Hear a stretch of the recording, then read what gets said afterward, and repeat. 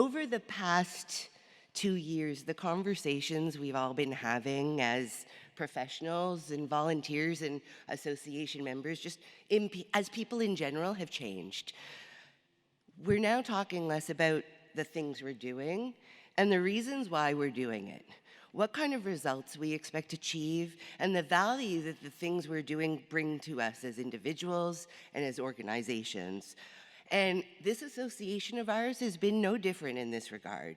As Jim noted in his update yesterday, we spend a lot of time looking at ourselves and what we do, why we're doing it, and in essence, as professionals who go into our organizations and try to teach best practices so that we can affect successful outcomes, we're actually putting our money where our mouth is as a leadership and doing that for our association. I know that's crazy. And as Deb has pointed out in her update, we've had some very early results in our efforts, and that's really encouraging. Unlike our previous strategic plans, which, if I may be so bold, were really not much more than glorified to-do lists, the plan that we have put in place over the last year and a half, 2 years, culminating in a living document with Jim, has in fact been a strategic plan. As he says, it's a GPS, it's not a hard copy map. It's meant to be updated, it's meant to be strategic, it's high level, and it has objectives with some much longer term horizons than AACE as an association has been used to dealing with or expecting of us as a leadership. It tackles big picture issues, and it sets objectives that preserves and enhances all of the best things we love about our association. And it innovates on those things that could really be improved, as all strategic plans should. But more importantly, it's predicated on the recommendations, the issues, the concerns, the feedback that members have been giving, which is exactly what it should be. Over the next year and beyond, we're going to continue to put in place the strategies and tactics, such as our new membership engagement staff liaison, who was just added this year, and that makes me very happy. Our certification institute, which Val will discuss in a few minutes, so I'm not going to steal her thunder, to achieve the objectives that meet the needs of those issues and concerns that we as members have identified. We've got 3 main goals, as Jim said: members, industry, higher education. And I want to talk a little bit more in detail about what that means. When we're talking about members, we're talking about really understanding what value AACE brings.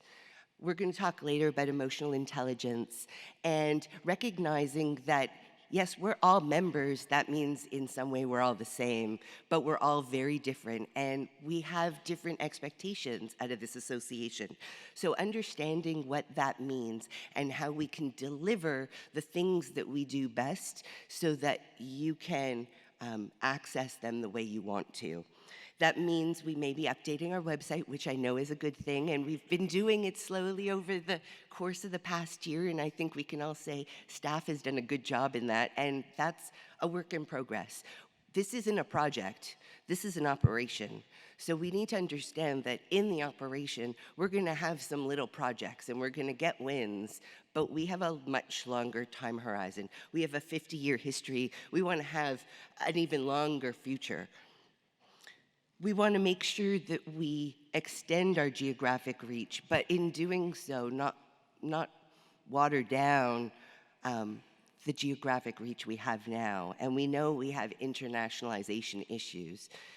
That, again, comes to that diversity question that we'll be talking about later.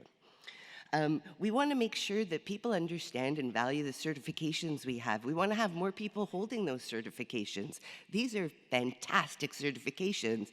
And all of us know that when we're hiring, if we see that, you know, those set of letters on somebody's resume over other people's letters, we'll choose those letters, hands down, because we know what it means. So we want everybody to know what that means. And that cascades into a number of our other initiatives. higher education, getting involved with universities, with a curriculum and a program so that those people who are not the new and rising professionals, but those who are thinking about becoming professionals or haven't even recognized that this is a profession that they should consider, have the opportunity to do so because we've given them the information they need to make the decision. And isn't that what we as project controls professionals do? We give people the information to make the decision. But we haven't been doing it as well as we could with respect to making the decision about engaging with the association. And I know I'm preaching to the choir here because we all understand the value, but there's so many more people out there doing things that we could help, couldn't we? Sorry, getting all excited. Oh, shh. and industry. I would love for us to have everybody be an example like Saudi Aramco, because in doing that, we benefit our professions. We actually do, save the bottom line. So how do we engage with them? Well, we engage with you so that we can expand our discussions with organizations. We improve and add additional MOUs like the one that we just reinitiated with the DOE. Can I ask Bob Loop to stand up? Is he in the room? Hi there, thank you. So we have a cooperative agreement with the DOE and we've re-engaged with them for another 5 years and I'm very excited about that. And so it's coming up with these partnerships and developing the communication requirements for you to bring into your organizations. How do we work with you as section leaders to use the connections you already have in place?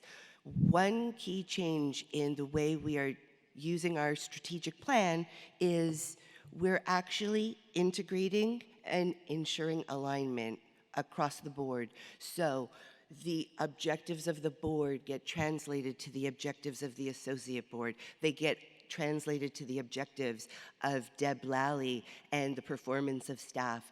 And we want those objectives to roll down into sections so that we are aligned, we're transparent, and we are being effective as an association. Why do something in Singapore when Seattle's already doing it? Let's just get Singapore and Seattle together. And these are the lessons we've learned over the last 2 years.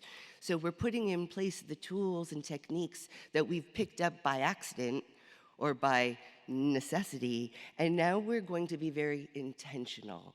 And so we're going to continue to ask for feedback because this is a learning process for us. And we know we're not going to get it exactly right today or tomorrow, but with your help, we'll know how to make it even better. So that's where I'm going to kind of stop because I'm running late.